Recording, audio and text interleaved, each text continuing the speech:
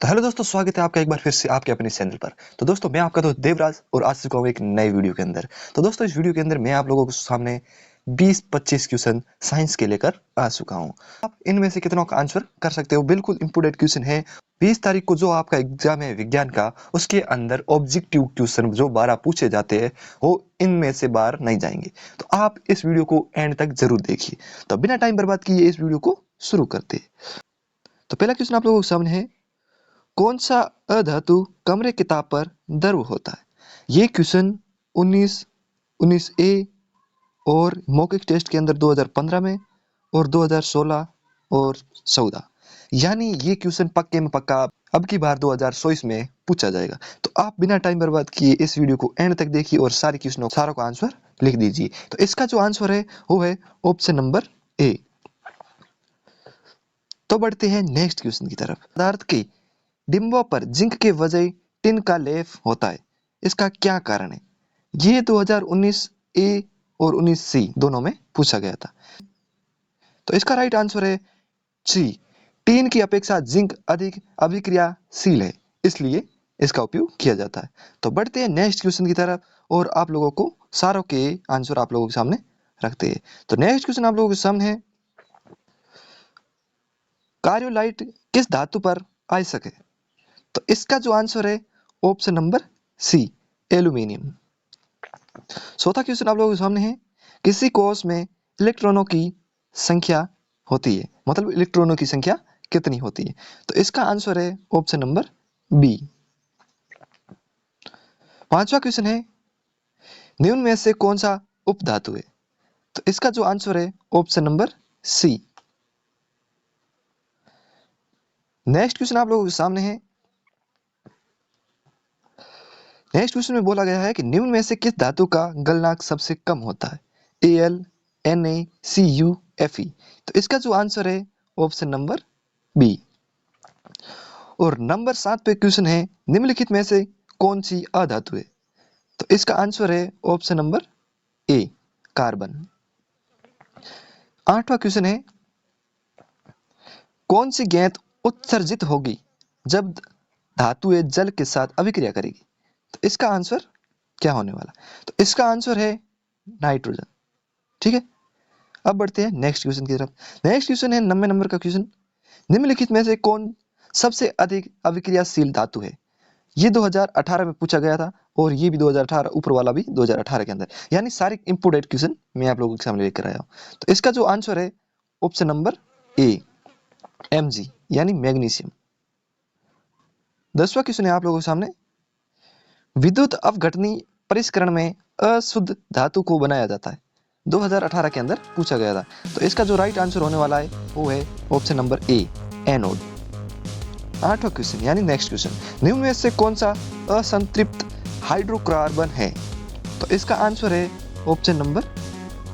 9वां question आप लोगों के सामने है, ग्लूकोज के अनेक अणु में ऑक्सीजन के कितने परमाणु होते हैं?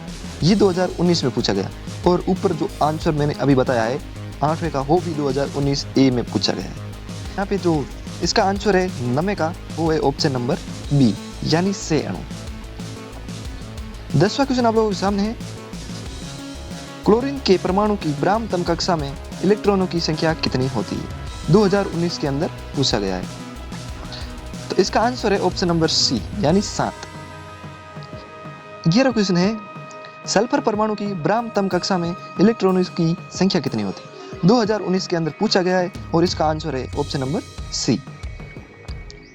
12वां क्वेश्चन आप लोगों के सामने है, हाइड्रोजन के 2 परमाणुओं के बीच कितने आबंध बनते हैं 2019 के अंदर?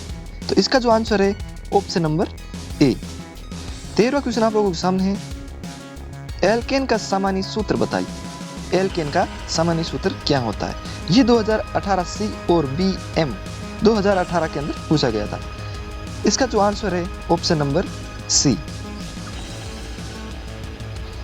14वां क्वेश्चन आप लोगों के सामने है, ग्लूकोज में कार्बन के कितने अणु होते हैं? तो इसका जो आंसर है ऑप्शन नंबर डी। ये भी 2018 के अंदर पूछा गया था और सारे क्वेश्चन जो पहले पूछे गए थे 2018, 14, 15, बहुत सारे क्वेश्चन आप लोगों के सामने लेकर आया हूँ और उनमें से और मैं पक्का आपसे पक्का बोलता हूँ कि जो पेपर के अंदर 12 क्वेश्चन पूछे जाते हैं ऑब्जेक्टिव वाले, वो सारे क्वेश्चन आपके सही होंगे इस वीडियो को देखने के बाद।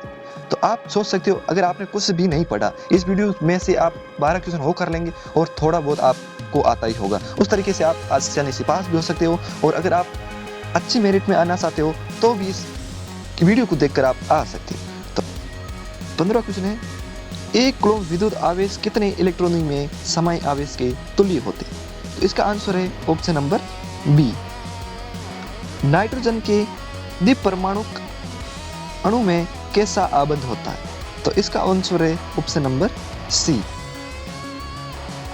ये भी 2018 के अंदर पूछा गया था। और अब आ चुका है 17वां क्वेश्चन। 17वां क्वेश्चन क्या है? ये सूत्र दिया हुआ है, प्रकार्यात्मक समूह निम्नलिखित में से कैसा होता है? तो आंसर है ऑप्शन नंबर ए। या तो आप ये ऊपर वाला पढ़ लो या फिर अथवा में ये जो दिया हुआ ये पढ़ सकते हो। CSO अभिक्रिया मूलक को कहते हैं। इनमें से अगर दोनों क्वेश्चनों को अलग अलग आपके सामने कोई भी क्वेश्चन इन दोनों में से आए उसका आंसर हमेशा देख लेना ऑप्शन नंबर ए। 18वां क्वेश्चन है, एसिटिक अम्ल का IUPAC का नाम है? आंसर है ए, एथेनोइक अम्ल। 19वां क्वेश्चन है, प्रोपेन में उपस्थित प्रकार्यात्मक समूह है? इसका जो सही आंसर होने वाला है वो है ऑप्शन नंबर सी।